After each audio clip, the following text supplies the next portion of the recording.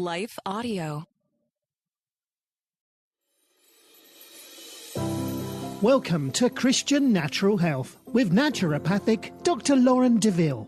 Christian Natural Health is the podcast on how to get and stay healthy, God's way.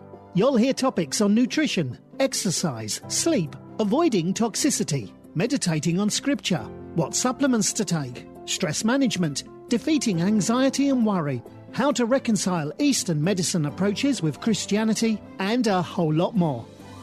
Now, here's your host, Dr. Lauren. Welcome back to another episode of Christian Natural Health. Today, I'm very pleased to have Bronwyn Schweigerdt with us. Bronwyn may be the most evocative psychotherapist you've ever heard. Instead of fixing people's messes, her goal is to elicit feelings you're most ashamed to have, such as hatred and betrayal. She knows that even though feelings are invisible, they don't evaporate, but store away in our bodies when they're disowned.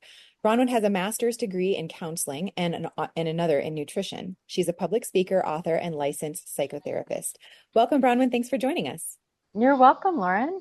Yeah, absolutely. So what's your backstory? How did you become an anger expert? That's kind of unique. Yes. So my backstory is more a backstory of how I became a therapist as well, actually.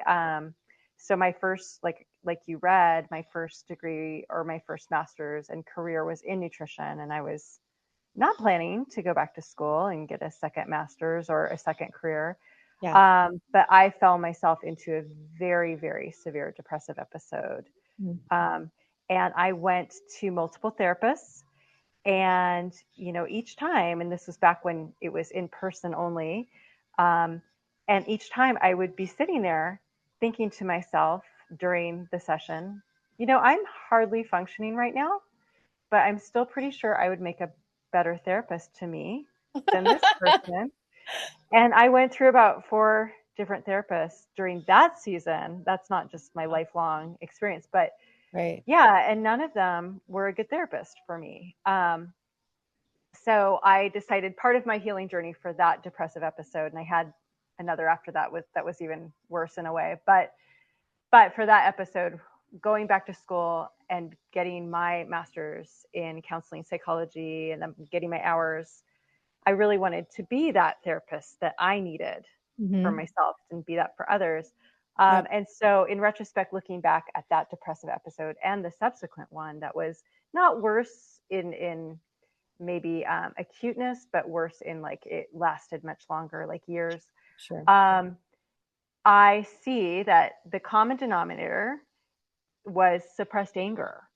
And I started kind of putting together the pieces, like, and not just anger, betrayal.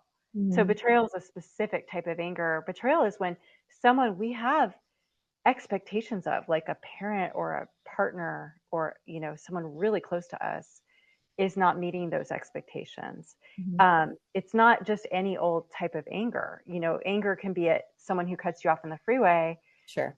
But that's not a betrayal. And Right. betrayal is so much deeper, and so I realized, each time it was this betrayal. My first was when my husband, we had just moved and relocated about an hour and a half away. But it was like the dark side of the moon for me because I knew no one and I didn't have a job. I mean, I lost my job when we moved, and my daughter, I just have one child. She was just starting school. So I was like alone all day in this new city I didn't want to be in. My husband's off at work, my daughter's at school, and I'm just like so lonely. And when I tried to share that with my husband, like when we first got there, I just have this memory of the look on his face was just like not empathetic at all. And we've talked about it now. It's been like 15 years now, but in hindsight, it wasn't like he was just withholding empathy to be cruel, but he ascribed to that old worldview of like, if I just withhold empathy, if somehow he thought if I gave my wife empathy, it would enable it and it would get worse, and her neediness and her pain would somehow worsen, and then she'd be just a mess. And so if I withhold it, it'll help her just buckle through and just like buck up and get over it. Right. But for me, that look on his face and that withholding of empathy was very much reminiscent of what my mom did to me my whole life, which I think was more for the cruel objective of just withholding empathy from me. And so it triggered this All that betrayal. And so that was actually, so the loneliness was bad enough, but then on top of that betrayal from my current attachment figure who's doing something my mom did my whole life was just too much. And it just sent me down. So that was that. And if at that time I had, really felt valid to feel that betrayal and to feel that anger and said to my husband, you know what, Steve, you're doing what my mom did. And I know your intention isn't to be cruel, but I need you to be my attachment figure right now. I need you to show me empathy. And it's not going to make things worse. It's actually going to make things better. And if he had, and I think he would have then, done that. Yeah. And that would have saved me from that major, major depressive episode. Sure. Yeah. And so it's really about being aware and knowing that our feelings matter, that they're valid, that we're entitled to feel their feelings. It doesn't mean, we're going to explode and become a raging, angry person. It just means we're going to say to ourselves, you know what, Bronwyn, you're entitled to feel this. This isn't bad to feel. And you can channel it out of your body by assertiveness and saying, hey, this is what I need from you right now. I need you to not betray me. And so that is really my expertise, is because so many of us just have such an unhealthy relationship with our anger. We dissociate from it in many respects. And one is a common one is just going to our heads. I mean, our brains help us dissociate from our feelings, because this is all logic. And so we say, oh, well, he didn't mean to do that. And so we can just pretend it didn't happen and pretend we don't feel betrayed. And it doesn't help. It doesn't help because the feelings are very much alive and well. And I like to say, even though our feelings are invisible, I mean, I believe they're more real than the couch I'm sitting on right now. They're more real than this laptop. They are real, and they don't just dissipate into the ether if we ignore them. They very much haunt us, and they stay embodied in us, and they cause us to get sick one way or another. So, my big ones were through depression, but most of my clients come to me with profound anxiety, and anxiety is the same thing. It's anger suppressed in our bodies or disassociated from, that's still in our bodies. Interesting. So when you were seeing those 4 therapists who didn't help you and they weren't trying to address that, was there like a common thread of approaches that they use that are maybe fairly typical for most therapeutic approaches that aren't, in your opinion, very useful and that maybe you learned when you were in school? Yeah. So they kind of span the whole range, but some therapists will just, the first one I went to, will just sit and listen and go, oh, Right. how does that make you feel? And and so you're just like, no, your job is to be a mirror. Your job is to help me see myself, a true reflection. Sure. And so that's not just, I mean, listening is really vital, but without that reflection of like, well, Bronwyn, have you noticed these patterns in what you're saying? Have you noticed that this is an echo of an earlier time in your life? Without that reflection back, You're not getting anything. That's not helpful. And then I think the other end of this spectrum that's really common is actually kind of in, it's kind of compensating for the only listening therapy, which is more CBT or DBT therapy, where it's not much listening at all, and it's more like just symptom management, but it is a lot of feedback. And so it's kind of like trying to compensate for the only listening, but it's going way too far where, that, and I had that too, where the therapist is listening to you for maybe 10 minutes and they're like, well, what about going for a walk every day? When you're saying you're depressed, like walks really help. And you're like, I could Google that, or that's just like common sense. I don't need a therapist, and you're not being a mirror either, because you're not really understanding what you're doing there with the DBT and CBT therapy and what I call alphabet soup, because there's ACT, there's all these acronyms. But what all they're doing is really managing symptoms, and it's very superficial. So the Mhm. symptoms are depression. The symptoms are I can't get out of bed. The symptoms are, I'm overeating. But let's get to the root. And the root are Mhm. the feelings, which are usually anger, betrayal, a feeling of abandonment or rejection. And those things are all very much, different facets of the same thing. Sure, absolutely. And so I have a feeling I know what you're going to say to this, but what's your perspective on medication in that situation? Well, of course, that just manages the symptoms. Right. And so how sad is that you're just like that medication is just kind of helping you better wither the Mm. root problem that you're not actually addressing. And so that's what anger is, though. Anger isn't something to avoid or dissociate from, as Mhm. a lot of us see it as, because we just only associate it with people who are explosive and violent or verbally violent.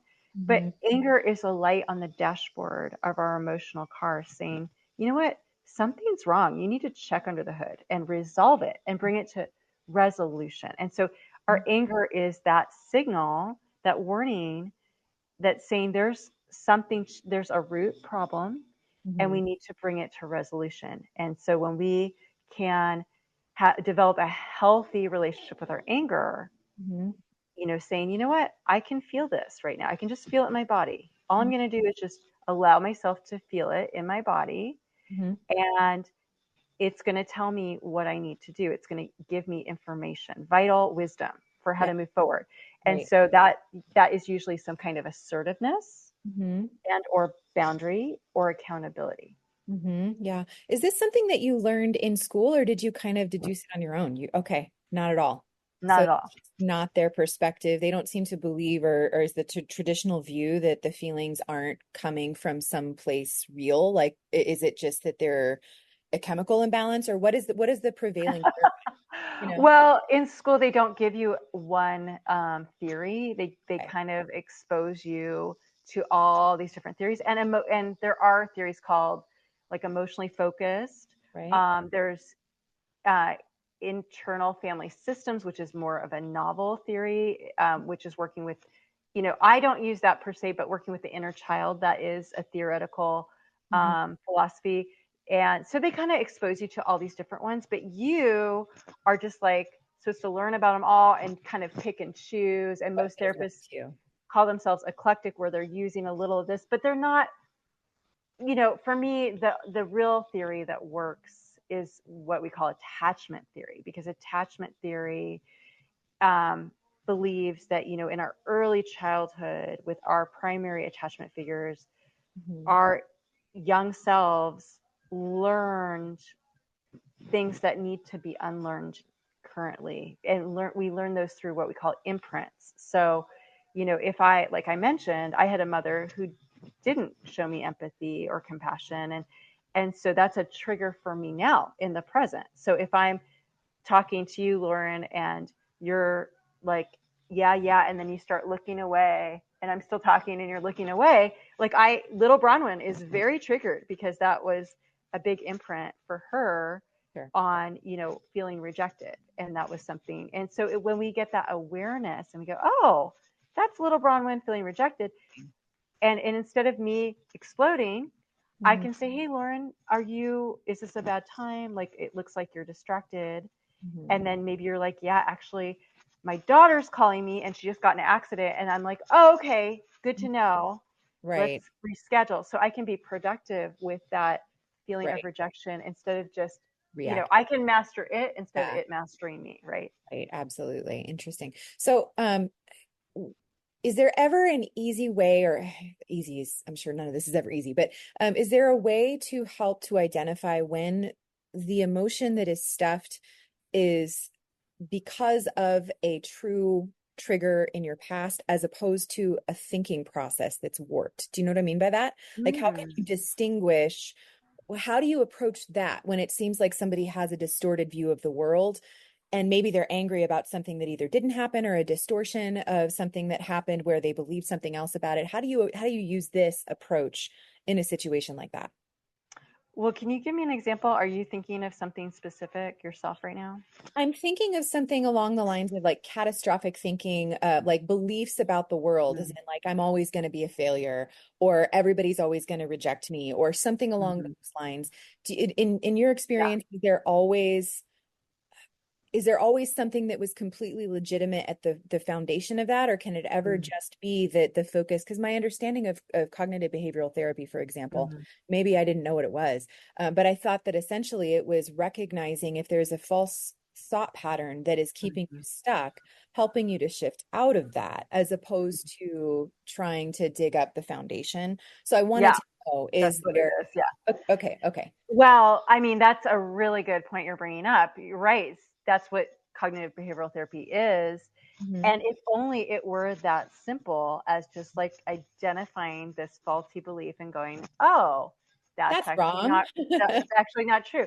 Sure. So if that worked, CBT would be awesome because you don't have to dig into the past, and it would be so quick and efficient and all these things that it was designed Right. to be. Yeah. But the thing is, so that's why I say we dissociate into our brain. So that's up here in the prefrontal Yeah. cortex, Right. but where our attachment wounds are in the limbic brain, which is where our feelings are. So Mhm. even if we are able to intellectually Mhm. change our thought thinking system, Mhm. that hopelessness, that despair is still living and active and very much alive and active. And that is what we learned in our early childhood from those early imprints. Mhm. So, what I lead my clients on, and I spend a lot of my podcasts on this. I have a co host, she's actually my best friend, Mhm. Katie. She's not a therapist. Yeah. But she allows me to do some of the exercises that I do with my clients on her in Mhm. the podcast because my goal is that the listeners will be able to do this for themselves. So people who aren't ever going to be my clients can take this in. Yeah. But so I lead my clients in what's called I call it an integration exercise. And so the goal of therapy ultimately really should be helping people to integrate, and that is integrating with our own inner child that causes the integration of those different parts of our brain. So it's complete, it's whole, it's integral. That healing isn't just in our adult minds, Mhm. it's really where it started, that hopelessness, that despair that you were alluding to. And Mhm. if we don't do that, that hopelessness and despair will continue to show up in maybe different thoughts or different Mhm. systems. It will still mess with us in Right. some way, even if we've intellectually, changed our thought patterns. Sure. Yeah. So with your example of your mom when you were growing up, Mhm. like that level of wound, is there a process by which you kind of let go and forgive, or is it more about focusing on when you're triggered by that memory now and not letting that master you? Which one is the focus, or is it a combination of both? Yeah. So, for me to go back to those imprints, the early imprints, it could just be one memory that's emblematic of a host of things. Sure. Um, and I lead my clients, and then, like I said, for my podcast listeners too, Sure. picking one of those memories that's emblematic of Right. feeling that level of rejection from the Mhm. mom. So I would lead, let's say I did this with Katie, I would say, okay, what's the look on little Katie's face when she's being, rejected by her mom? And then I lead adult Katie to enter that memory, Mhm. and then let little Katie know, you know what, little Katie, I know you feel rejected and unwanted and unloved, but I need you to hear the truth from me and what I know now, Mhm. which is you were rejected, but you were rejected because that was a mom problem, not a little Katie problem. 100% a mom problem. And little Katie, you are loved and seen and wanted by me. I'm Mhm. here now, and I'm going to be that person for you who sees you unconditionally, who always is that mirror back to you, who reflects your worth and your importance to me. And Mhm. you're precious to me, and you belong to me. And Mhm. you've got me now. You've won my approval. Mhm. And so I need you to know the truth about what I see when I look at you. And so it's just letting go of that original attachment figure, healing with ourselves. Right. And then once we are able to do that, we've unlearned that we are unwanted. So that trigger's gone. Right.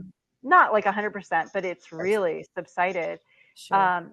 And when we think about that parent, you know, when they hurt us, we're really able to see them more objectively, you know, and so because we don't need them to be the parent, we're like kind of free, like, oh, I am that person for me now. And Right. so I can see you more, you know, in a way, I am really angry by what you did, but in another way, I see that you were so wounded internally too. And I feel, you know, pity for you because you were just a little child yourself, you know. And so we have that level of objectivity. Right. It's like you've delinked the limbic hijacking kind of a thing. Yeah, exactly. So, and what would you say is the relationship between the anger that gets unearthed from some of this and like the shame trigger? Are they related? Yeah, so I think that's another great question. They shouldn't be related. And you know, my next episode, actually, I have my notes for. I'm actually going to talk a lot about this. So the word emotion means like motion. It means things that evoke motion. So anger, sadness, these feelings are in our bodies, and they're giving us wisdom and insight for what we need. You know, our feelings tell us what we need. So when we feel sad, we need to cry, not by ourselves, but we need to cry with someone who can hear us and maybe hold us and validate us. And, you know, what's shareable is bearable. So we need to feel seen and felt by someone else. When we're angry, we need to be validated by someone else. We can do that for ourselves as well, which is optimal.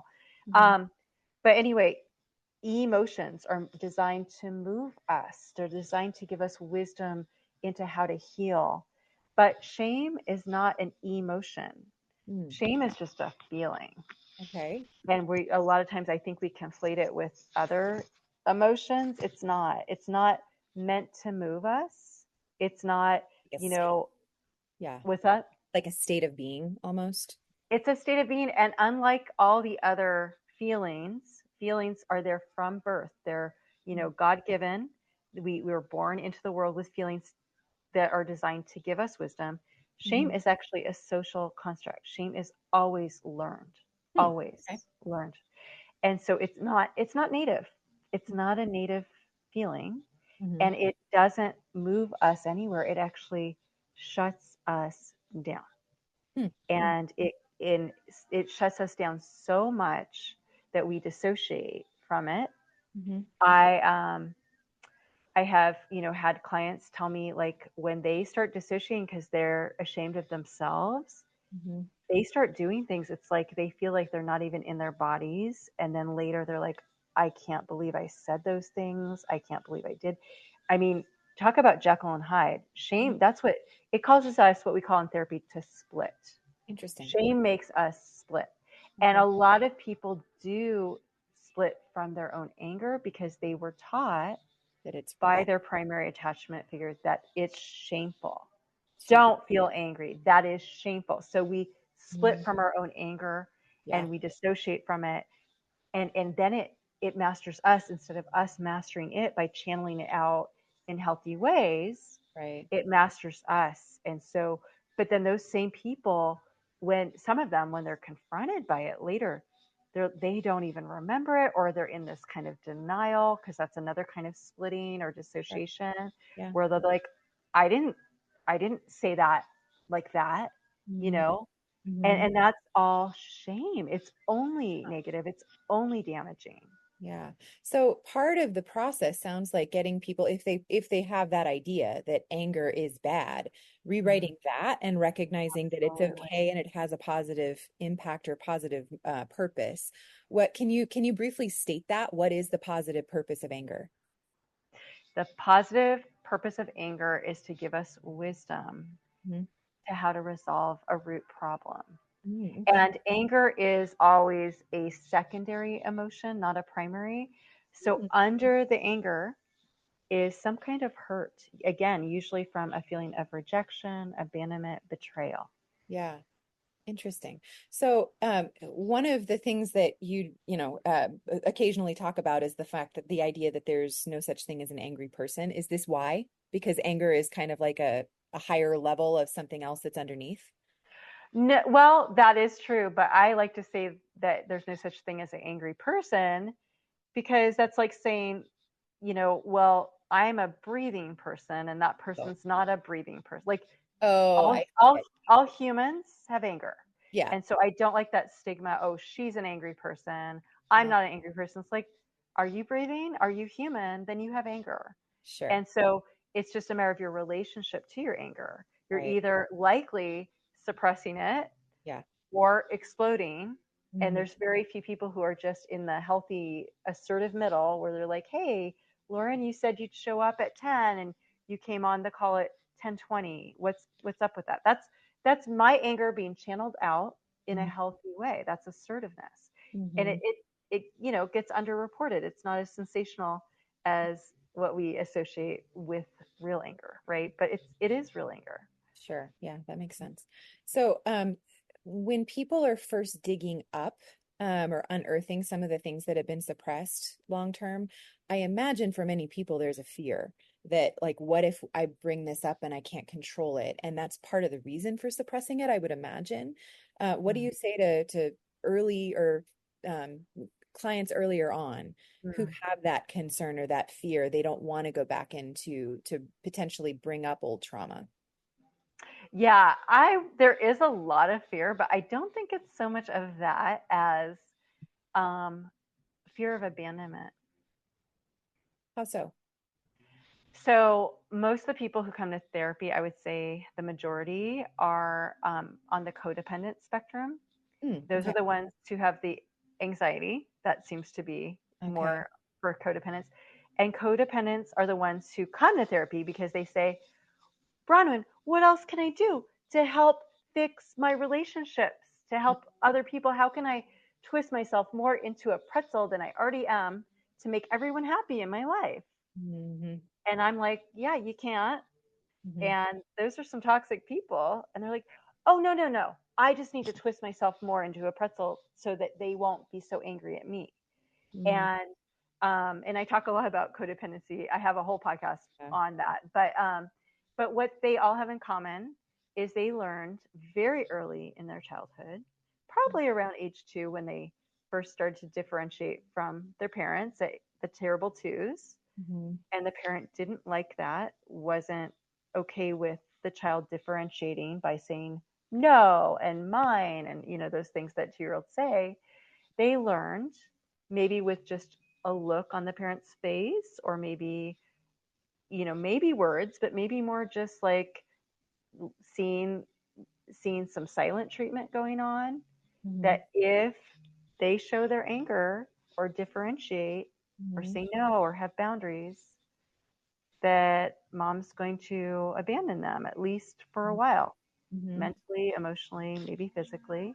Hmm. And so they learn to associate anger with abandonment. And so deep Hmm. down, their inner child is so afraid of their own anger because they're afraid of being all alone and rejected and abandoned, like they experience at those early imprints. Yeah. Interesting. So you said that both depression and anxiety can be manifestations of suppressed anger. Mhm. What would make somebody kind of go in more one direction than another, anxiety versus depression, or do they typically just coexist in your experience? Do most people who are anxious also feel depressed and vice versa? Yeah, I don't really understand. A lot of them will have both, Okay. maybe be more on the anxious side because it's so chronic. Hmm. But yeah, I don't really see any rhyme or reason for Hmm. why anxiety or depression. But I will say, um, I actually believe that all mental health problems are from dissociated anger. So I had one client, she's still with me. She's doing great now. But when she came to me, she was actually diagnosed with psychosis, Hmm. and that's a very serious diagnosis. Like Hmm. that's like where they put you in an institution. She had really severe hallucinations at times. And so, but it was all suppressed anger. And she's doing great now. Like she's the healthiest person ever now. So, and as my background, like I said, was in nutrition, I never would have believed this, honestly, like even 5 years ago. But now I see how much it causes physical illness. Migraines, I believe, are absolutely suppressed anger. GI issues are suppressed anger, especially suppressed disgust. That's where we feel it, is in our gut. Insomnia, I personally had insomnia for decades. It's now completely gone. But I think that was, and then autoimmune disorders, I really believe, are very severe suppressed anger, chronic.